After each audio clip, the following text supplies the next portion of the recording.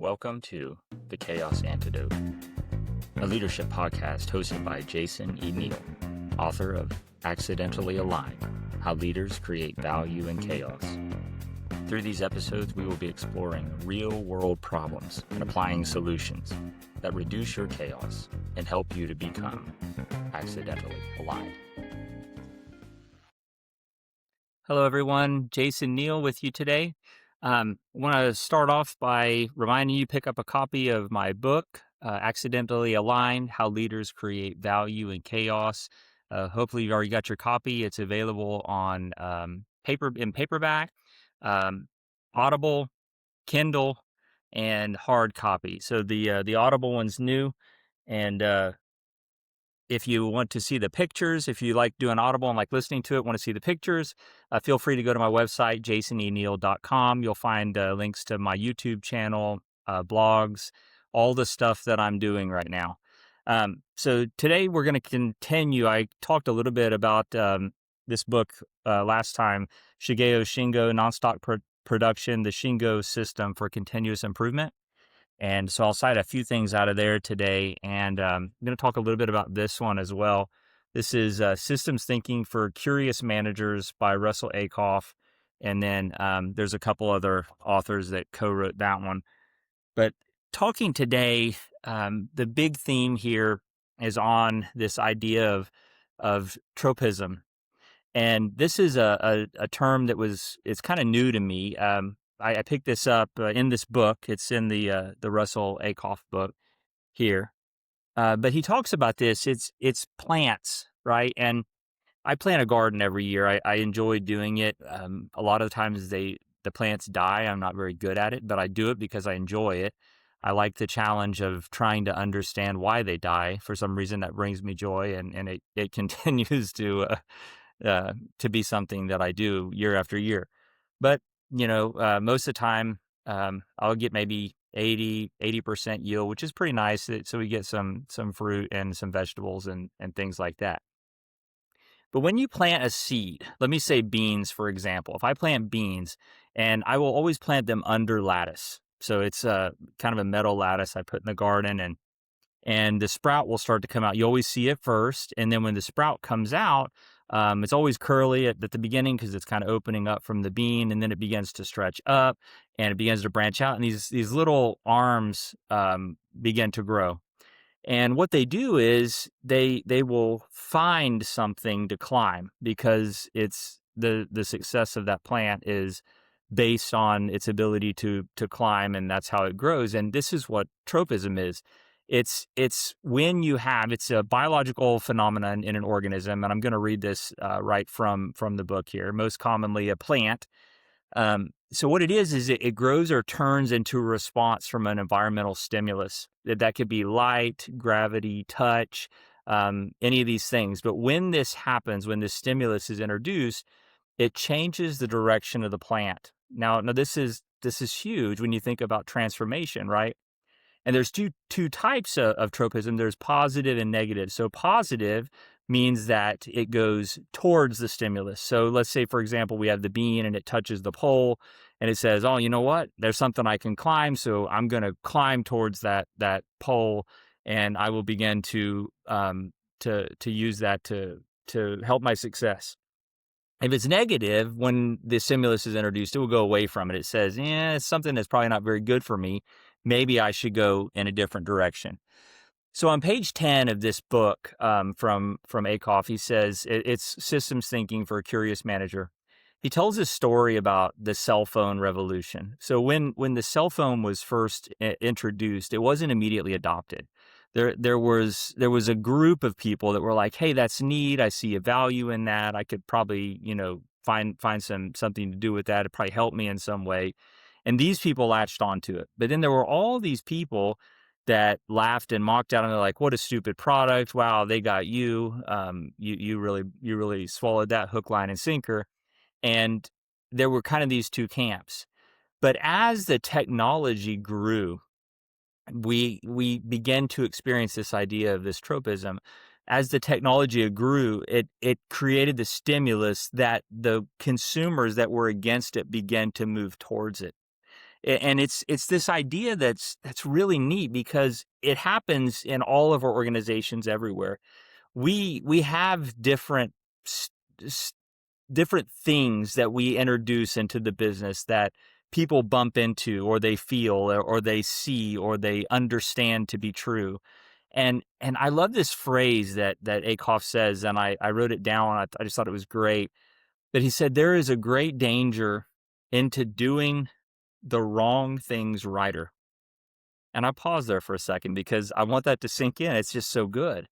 I think about most of the motion that I see, and I've said this for at least 20 years in different events and coaching teams. I will tell teams, I'll say, not all motion is forward motion. Because sometimes when something goes wrong or someone expects us to do something, they'll say, "Go do something." I don't. We got to have something going on. Management's just not going to be okay with us sitting still on this. So go do something. And we scramble the teams and we create all this noise and we tell leadership, "Hey, look, I'm working I'm working the system." There was a phrase we used to use many years ago. We got boots on the ground. I heard that so many times, and even as a young man, I would think, I don't even know what that means because, yeah, we sent people there, but nobody knows what they're doing because nobody understands what the problem is. But yeah, they're on the ground. They're there. And it's this phrase, and I'm going to repeat it again. There is a danger to doing the wrong things righter. When we invest in our teams and we try to grow our businesses, it's very important that we back up and we say, hey, what are the things? What kind of stimuli are in our organizations that are causing people to come towards us or move away from us? Those things are real. That is tropism, right? People people understand they're not plants, and I'm not saying people are plants, but you will find these similarities. They're very similar, and I've seen this for years. And there's kind of these 2 points that he talks about. He says there's implicit and there's complicit effects of a business, right? So when you think about implicit, this is the shared understanding that people have. When I led a large engine program many years ago, and it was a huge transformation. We it was over 2 times. We went up over twice, close to 3 times the rate of production with no machine ads, no capacity ads, just by increasing, relations with people, how we got along, treating people with respect, changing the culture, and by, increasing quality and dealing with issues as they arose as quickly as we possibly could. And there's a lot to be said about that. But this idea of implicit understanding. It's a shared understanding. It's an unwritten, unspoken agreement about what behaviors are actually rewarded versus what is stated in the company mission statement. Wow. So here's what I see a lot of times in businesses. And one of my mentors, Mark Deluzio, was recently sharing a story on this, and I just thought it was great. But he was talking about how when we say we have a culture of safety, do we actually have a culture of safety, right? And I can run that all the way across SQDC. I can say, if we say that we have a culture of quality, do we? If there's a quality issue and we're behind on delivery, and someone says, "Hey, we've got a quality issue here," do we as leaders feel so much pressure that we say, "You know what? I hate that person for bringing that up because I'm already in a delivery deficit. I've already got the company officers breathing down my neck trying to get me to produce more. The customer's upset." And now you want to scream that we have a quality issue, and that's going to jam the line. It's going to cause more lead time. It's going to make my life more difficult. Guess what? You do not have a culture of quality. I will just save you the time. It doesn't matter what your posters say. It doesn't matter what you say in meetings. It doesn't matter what your T-shirt says. It just doesn't matter. People hear that and they know it. If someone reports a quality issue or compliance issue or a safety issue 2 or 3 times, and every time they're talked down to or they're reprimanded or they're not invited to meetings anymore, they will stop. They will stop. And you know what's funny about this? This is kind of what's it's it's funny, strange, and it's funny, humorous. Because when I see this in organizations that are trying to transform, this is what I see. They're like, our people don't understand lean. Actually, they do, because when you report something 3 times and nobody listens, and you identify it as waste and you remove it, you're using the principles of lean. That's what you're doing. You're finding and identifying waste and removing it. And when we have a implicit culture that that pushes these implicit ideas into the business, they are waste. Because if we create systems that people can't use, that's waste. We're spinning our wheels, we're taking capacity from the line to have people tell us things that we are never going to act on. And this is why when I talk about these cultural issues, folks will say, that's kind of soft. I don't even know what to do with that. Give me a math problem or give me an equation that I can use to fix this. Well, yeah, we got thousands. There's no shortage of equations. We can drop them all day long. But here's what I find. The things that really are easy are very difficult for people. I'll tell you what, it was very difficult. I'm going to share a real story. Now, I mean, I've talked some theory, I've talked some books. So I'm going to share a real story. It was very difficult for me when I was supposed to produce 21 engines per week, and I was producing 9. And I was doing everything I could. I was working, 84 hours a week. I was working 7 days a week. I was never home. I was sleeping in my car in the parking lot and trying very hard, right? And and when my team said, "Hey, we've got a quality issue,"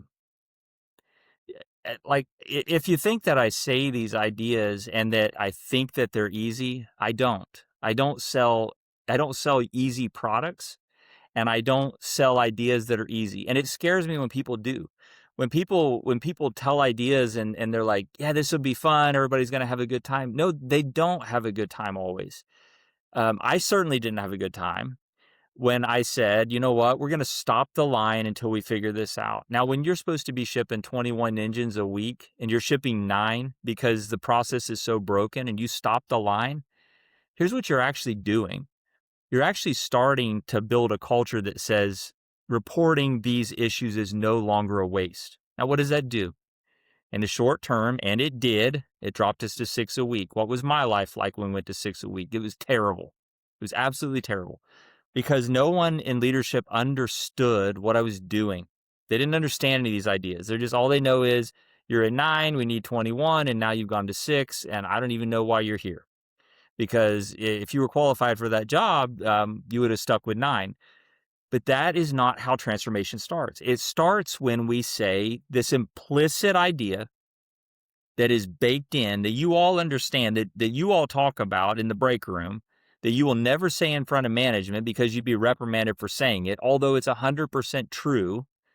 That's what we have to break. That's where the break comes first. We have to say, we are now going to create the implicit culture that says, yes, that is our culture, that there's nothing hidden. That's actually who we are, and that's actually what we're going to do.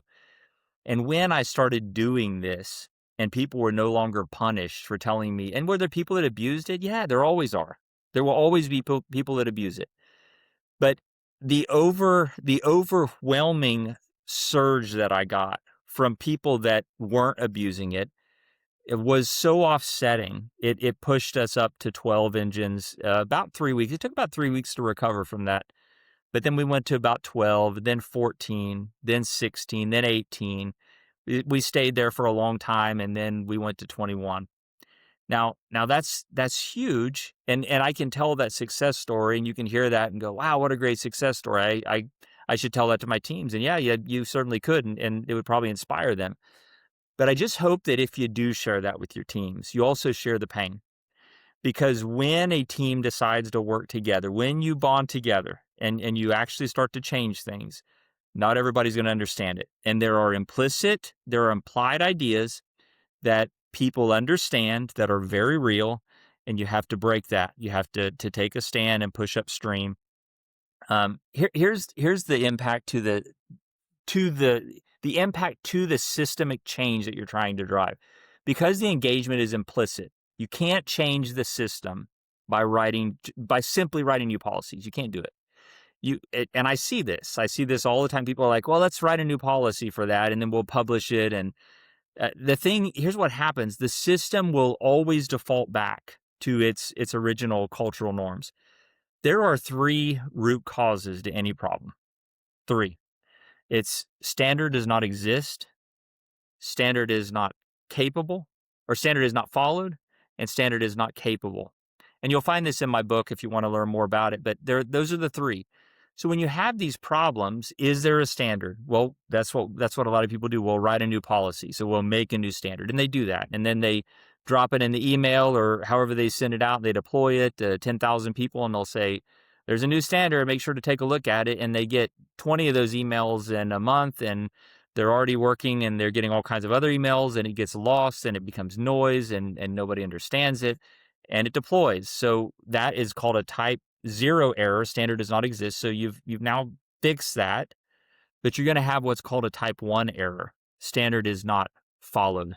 Nobody's going to follow it. They're not going to follow it, one, because they don't understand it. They're probably not even aware of it. And two, there's no feedback mechanism. If I deploy something and I say, hey, go do this, and you can't do it, which is a type 2 root cause, which is standard is not capable, you will fall on a standard is not capable root cause. But these are the kind of things that are hidden. They're invisible when we do these transformational changes. And this idea that if we have a better tool, and I'm thankful for all the tools that are out there for us to run our organization, and now AI is emerging, and there's just going to be so many different tools, and I'm thankful for tools. That's a great thing. The tools cannot save us. When we're trying to massively change organizations and people, and we think we can just do that. Well, I'll create an AI script that writes a standard, and we'll deploy standards faster. Well, that's great. That's wonderful. You will eliminate your type 0 root cause, which is standard does not exist, but you will quickly fall on a type 1, standard is not followed, and it will probably be because of a type 2, standard is not capable. And you'll be in that loop. And if you don't develop a problem-solving culture, then that's it. You'll live there the rest of your life. And I see this happen all the time. And this is where teams get discouraged, because they deploy lean techniques, and they're like, well, my sensei said this would be better, and I did it, and now it's worse. Well, yeah, it's because the tools are not enough. They're not our hero. The tools, are maybe a life raft in the ocean, but when you're in a hurricane, you're going to have to find some stability. You can't just float out there forever. You'll drown, right? So it's about creating the entire thing. It's the culture change. It's changing the people, and it's using the tools at the same time. When I run into this, so people say, well, that's great. That's great that you understand that, and that's great that you shared that with me, but here I am on the front line, and I don't know what to do. So I hear you, and it's great, and that's a great vision, and it's a great thought, but I don't know what to do. When you have conversations with your team, and this is what I did. So I'm not telling you or selling you a product that I read about online, or that I read about in a book, and I've certainly read a lot of things in books, but this one, I used this, I tried this. When you come in with your teams, ask these types of questions. List open-ended questions and listen. Ask questions like, how would we design this if we were starting it over? If we were completely rebuilding this system, what things would stay? What things would go away? What would we be doing differently? What would it feel like? And ask those questions and listen to people. And here's what I have found, and I use this form of leadership a lot. It's called adaptive leadership. And when you do these kinds of exercises, and you squeeze, and then you release, and then you listen, you will learn a great deal of things. So, for example, when we were doing the transformation for this large engine line, I would have these conversations, and I would say, hey, when can we get that improvement done? And I knew it was hurting my people. And I knew that the people that were responsible for owning it weren't really feeling the pain. And sometimes they would kick it down the road a little bit, and they're like, I think we can get there by the end of the month. And I would say something, and this sounds harsh when you hear it, but it's a form it's a form of kata. What I'm doing is I'm using a leadership technique to push a questioning conversation. And I would say, I think you can do it by tomorrow. And then that's the push, that's the squeeze. And then I release and I change my nonverbals. I'm not pushing anymore. I completely back off. And then this is what 9 times out of 10, they'll say something like this or something very related. They'll say, that's impossible. And I'll say, why? Tell me why. Why is that impossible? Well, because we don't have this. Okay, don't have this. And we don't have this. Oh, don't have this. And if we do that, management's going to react in this way. That's interesting. I didn't realize they did that. And it begins to map your gaps so that you can push yourself out of your type 0 root cause of standard does not exist, a standard is not followed. Now I'm starting to understand why standard is not followed. And if you use these techniques, it can really help. But ask those questions. Like, if we started at the beginning, what would we do? What would we not do? What would we erase? And erase enough to where it hurts. When you're having these conversations, take enough out and say, I think we could get by without that. No, no, no, no. And you'll hear that over everything. Say, we're removing it. That is coming out for sure. And watch the pain. And where you feel a lot of pain for removing it is probably more real. And where people are willing to let go of it, they're probably just holding on to it for comfort or safety. But try to find where that edge is. And it doesn't mean you're going to get there, but you do know it's the edge, right? That's the limit. It's very, very helpful. The other one's complicit. So this is the other one that Akoff talks about. It's agreement through silence. So managers and workers engage in this form of complicit silence. Everyone recognizes that a process, a project, or a structure is broken, but they collectively agree not to blow the whistle or to challenge authority. Why? To protect their own security. So if this is not one of the greatest examples of the importance of psychological safety, it'd be hard for me to come up with a better one. When we do not create safety, and again, I hear this, a lot of leaders will tell me, like, it's such an elementary idea, though. We could go so much deeper and fair, but let's start where it's 3 inches deep. Because you might find that it's not 3 inches deep. You might find that we think it's 3 inches deep and it's about a mile deep and everybody's wearing concrete shoes. And I do find that. I find that most of the time where I have these conversations, people think they underestimate what is actually going on. And then when we go to the Gemba, we begin to talk to people, we learn so much. And it's like, wow, didn't actually realize what a big deal that is, or didn't actually realize what it's like for you to exist in this world every single day. Here's the impact on your systems change. The complicity transforms individuals from passive bystanders into active preservers of broken system. Taichi Ono would call these antibodies when he would talk about change. He would talk about, like, if you're sick and a virus enters, the antibody's job is to push it out. It's to get it back out of your body. And this is what changes. When we bring this in, where you have these implicit rules, these implied rules, it has programmed the antibodies that says, for the safety of you and your team and everything that you love and your longevity in your career, when these things come in, you have to push them out. So the implicit behavior is, in essence, the programming of the antibodies that rejects. The complicit efforts that are going on, where people come together and they act together to push it, that's the actual action of rejecting it. So we have to overcome both of these things. And it's really, really important, because you won't have the transformation that you want unless we're willing to deal with these things. Because everyone is complicit in maintaining the illusion that everything is fine, true systemic transformation is actively blocked from within. How many times have you, let's be transparent, right? It's safe. We're here on the internet and I'm not going to see you. And so it doesn't really matter what I think. But let me ask the question, how many of you and how many of me? I can tell you this for sure. I've done this. When people come and they ask me and they'll say, hey, what's going on? What problems are you having? None. You need any help? Nope. Everything good? Yep. Is it? No. What does that actually mean? It means for one, it means I don't think you're going to do anything about it, and you'll probably get mad at me for telling you. So I don't even feel like the drama right now because I have a lot of stuff going on, and I'm just not going to share that information. Because why? Because I've identified it as waste. Number two, it is quite possible that if I tell you something that is going on, it might cause adverse harm to me.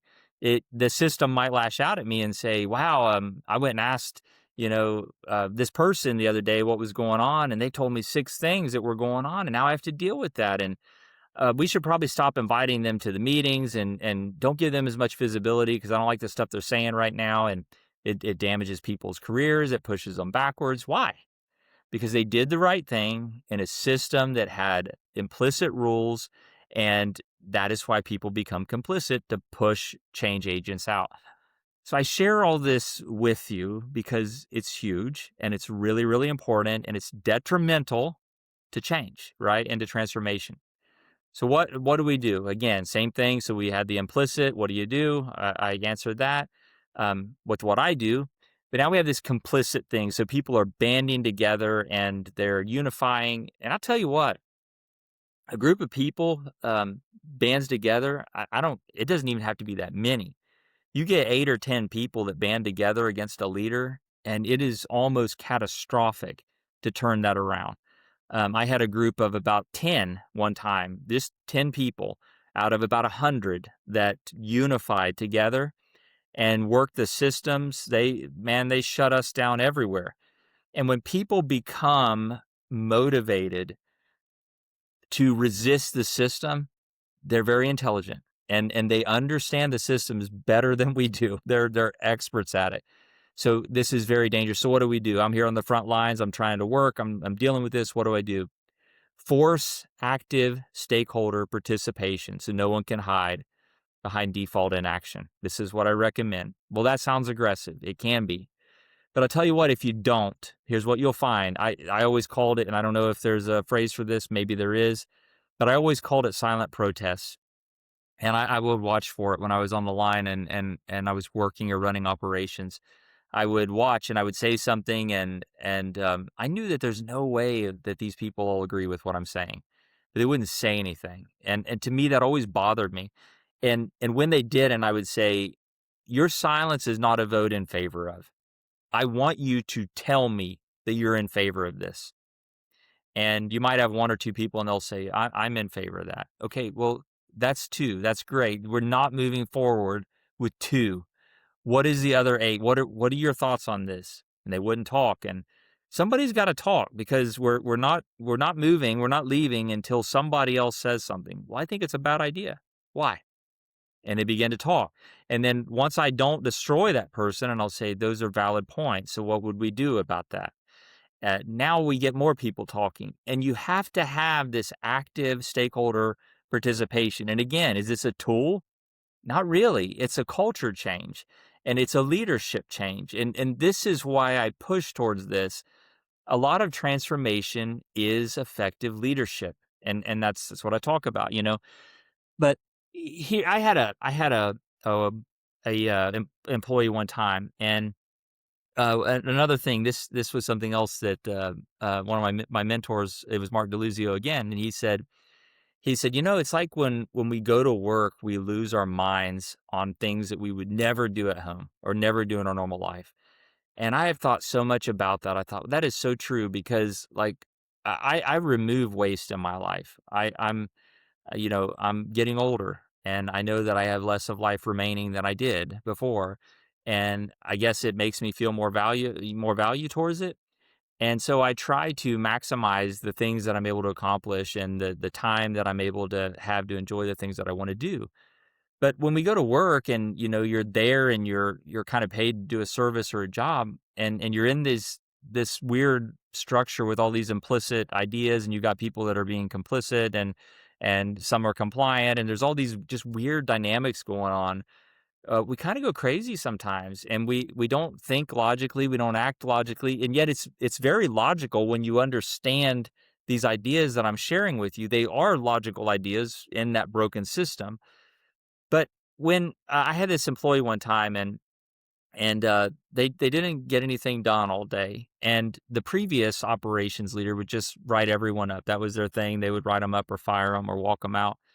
And that was not my style. And I went over and I said, "Hey, I just wanted to, ask you a question. You didn't really get anything done today, and what's going on?"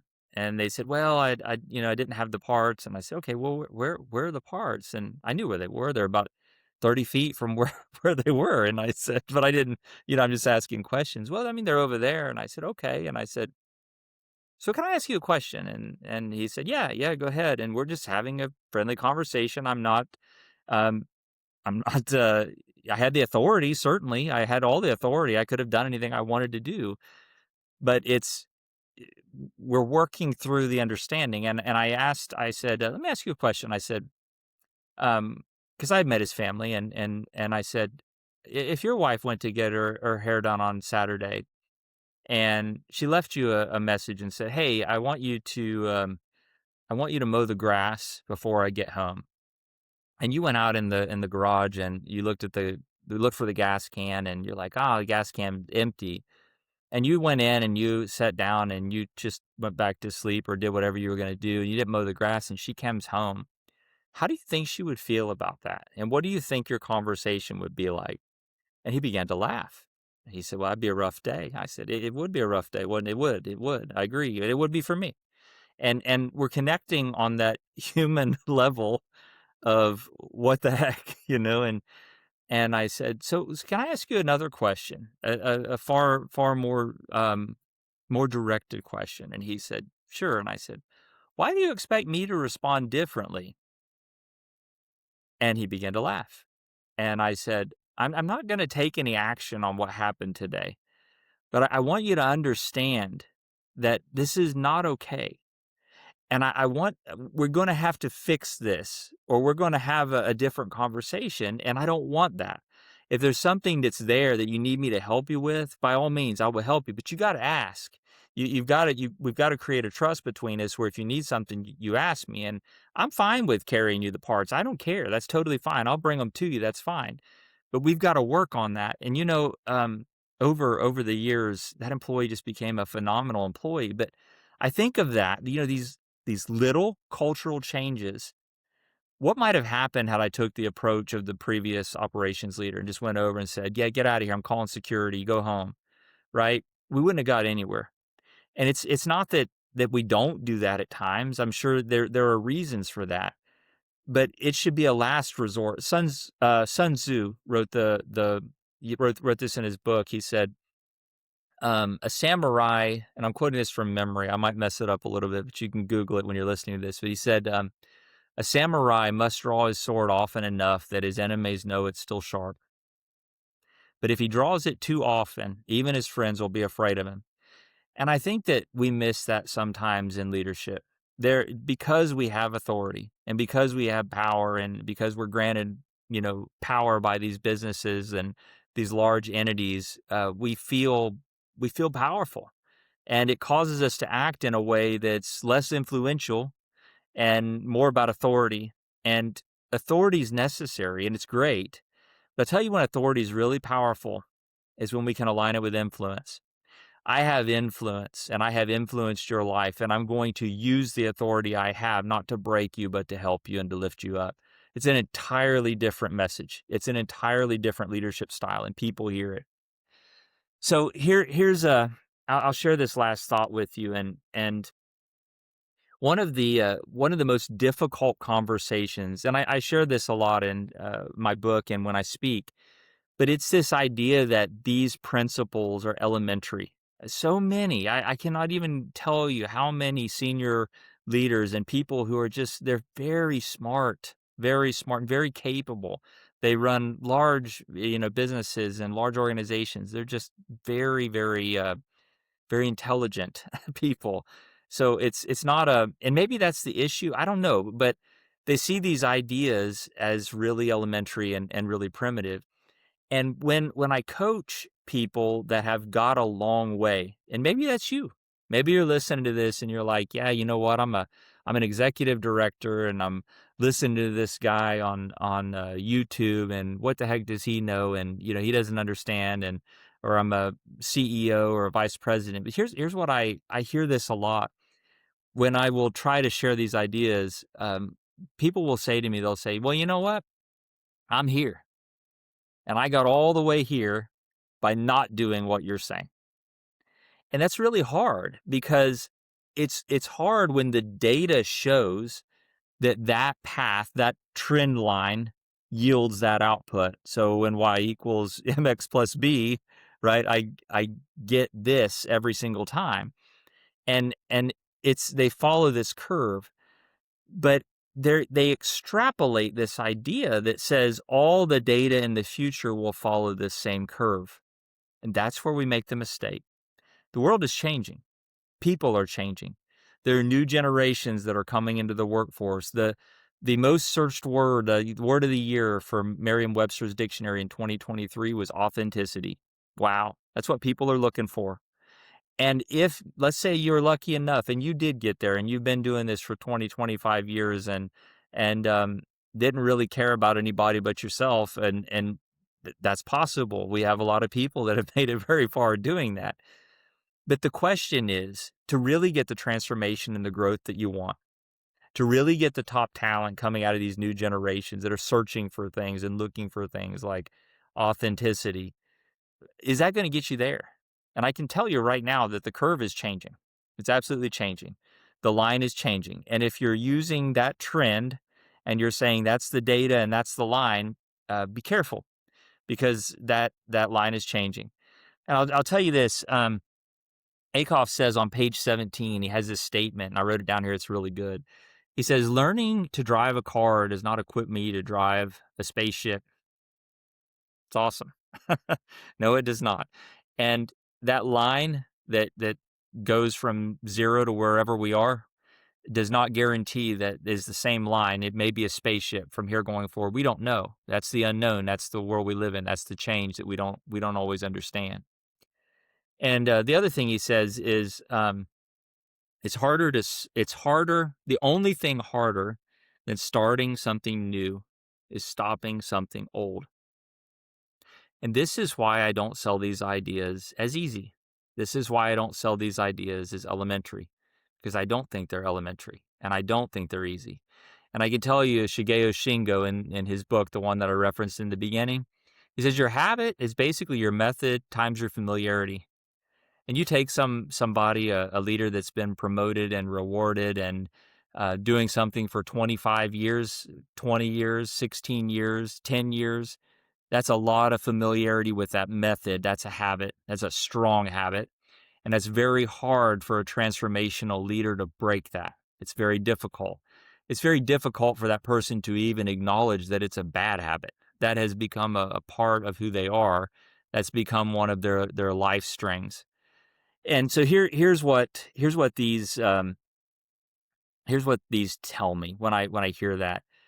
These kinds of responses from leaders that say that's not important, or that's elementary, or I don't really care about that. It reveals arrogance. One, I have power and maybe you don't. So because I have power, that means I'm right. Well, that's arrogance. That's what that is. Because I've had a lot of power as well, and I've been wrong a whole lot. And I'm very comfortable saying it. I've made a lot of mistakes. It shows a misunderstanding of the systemic change that has just taken place, and the misalignment with the principle that what got us here might not get us there. That's huge. These are the things that I would ask you to think about today. Where are you trying to go? What are you trying to do? And do you have the tools and the behaviors that equip you to get there? When you look at your organization and really look at it, just step back and look at it. Don't try to interact with it. Look and see and listen. What is going on? What happens when people speak? What happens when people disagree? Who are the people that are rising to the top? What are they doing? Are they doing the things that reflect the culture you're trying to create? If not, then why are you promoting them? These are the questions that build our transformation, because people see, they're watching. They will see and hear what we do not say more than they will hear what we say. And I've watched this so many times. I'll share one more story before I bring this to a close. But I used to go to a plant, went 100 and I think it was 184 days in 1 year. It was crazy. And I was going there a lot, and I was really just tired. I was exhausted, and, I had told one of the workers, and it was in, like, January, and, they said, "Hey, when are you coming back?" And I gave them, just blurted out some dates. "I'll be here, here, here, and here, and here." And one of the dates was, like, July 2nd or something, which surprised them because it was close to the July 4th holiday, which we celebrate here in America. And, but I came there, and it was on the 2nd, and I was getting a cup of coffee. It was real early in the morning, and it was different time zones, so it was super early in the morning for me.